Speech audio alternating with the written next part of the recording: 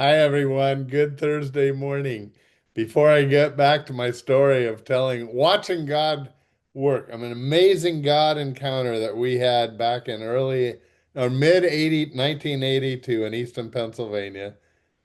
I want to invite all the men watching to breakfast this morning at the 19 restaurant meeting rooms, and we'll have eggs Benedict, a fine fellowship, and a good speaker. And basically, if a wonderful morning. I hope you can come on out and have breakfast with us. Now, going back to the story, because I just was telling about how Diane and I had said to the Lord, if you want a church in Easton, Pennsylvania that's not legalistic and has your joy, then God, we'll just make ourselves, but we want to want, He did it. He did it, and it totally built our faith. To watch him do these, I call them miracles because what's a miracle? When the Lord reaches into history and does something that's out of the ordinary. And we had already amazingly had some people come, some amazingly, some they would start the church with us, and we had been provided a place to meet in a Montessori school. But that place was very, very poor. We actually had to sit in different rooms and both look around corners to even, and that was, I think we were running maybe 30 people, very small number. And so actually, at that point in time, I'm not good at doing two things. So I resigned from Crayola to pastor the church, if there was such a church. And if not, so anyway, I'm going to make a little long story shorter. And I said, Diana, I said, we will write one letter. And if we write this one letter and just tell our friends, here's the opportunity. If you would like to help support a brand new church in Easton, Pennsylvania as a missionary effort so that there'll be a evangelical church there, uh, then we had incorporated so that they could get a tax deduction. Well, here's the end of that story, real quick. We thought we needed $12,000 for the year. Different time, wasn't it? And we actually initially had one promise of that money, but that promise fell through. And that's why we wrote the letter. And from that one letter, with no other calls, no other follow-up, $18,000 came in that first year. And we had thought we only needed 12. Guess how much we actually needed at the end of the year, that first year? 18,000. We were at zero. And it was God knew the exact amount we needed, and that's what he gave us. But we couldn't meet in that Montessori school. What are we going to do? If the church was going to ever grow, there's no way we ran out of room at about 30, 35 people. And so when we got the idea, what if we asked, and maybe the Lord will do it? There was a Seventh-day Adventist church that did have their own building in Easton. And we went to it and asked, and they said, no, no way. We've been asked over the years by many startup churches or other churches if we would share, and the answer has always been no. And I said, fine. And then we just decided to pray. We prayed as a congregation that this seemed like the right thing for us because it was wide open on Sundays, but it had never been done. And guess what happened?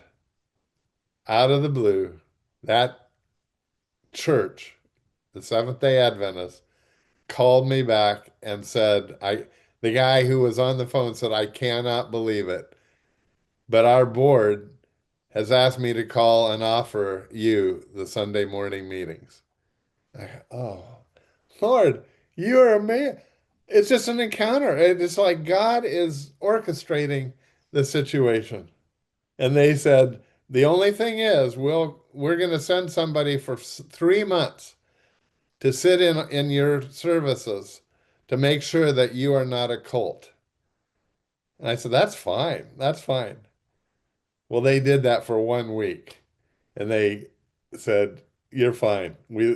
And so we could meet there. So we met there for the length of time that I was the pastor. And I say that because we also we were coming back to California. Remember I said that yesterday? And so the time came where the church kind of got established. Maybe I don't know, was running 100, maybe more. And we just said, so now is the time. There is a church here now. And we set out to hire a pastor that would keep it going in our absence. And that's the Lord dropped that person into our lap. We hired him. Well, actually, we resigned and they hired him. And it was a phenomenal thing. And one thing after another. You can go if you want to go on the website now, and that church is still going with several campuses. The address for their website is Cornerstone Churches. Cornerstone, no period or any, cornerstonechurches.org. Cornerstonechurches.org. And you can see how God continued to bless that. And right as we were leaving, out of the blue, another miracle happened. And that is this young church meeting in a Seventh-day Adventist church. We got another phone call, and it was from a church right by Lafayette College. It was an older church, and the congregation had gone down, down, down. They said, if you will take over the church, we'll sell it to you, Cornerstone Church, for $1. I didn't need to know much about real estate to know that was a good deal. $1. And Cornerstone Church has been meeting in that church. They have another campus and they have other ministries and services, as you'll see if you go on that website.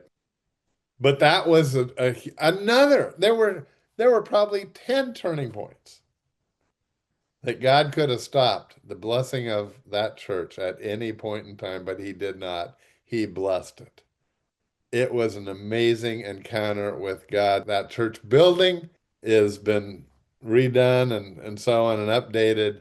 It's beautiful inside. It's a thriving congregation. And I am just blessed that that church is now, well, what would that be, about 40 years old? I got the privilege of going back and preaching at I think it was their 25th anniversary. What a blessing in my life. But all this builds my faith to see God work. But you and I need that. We need that encouragement in our faith, don't we? And I hope this bit as stories have been an encouragement in your faith. I'd love, as I've said throughout this, I would love to hear your stories of your encounters with God. Maybe it's an answer to prayer. Maybe it's a miracle. But I'd love to hear it. Would you share that with me? And maybe we'll be able to share some of these on this show. I would love to do that too. Amazing encounters with God. I have a friend who calls some of those God winks. God winks. I think it's more than a wink myself, but I don't mind the term. God winks. God bless. We're going to look at an amazing encounter with God again tomorrow. I sure hope you're here to be a part of it. See you then.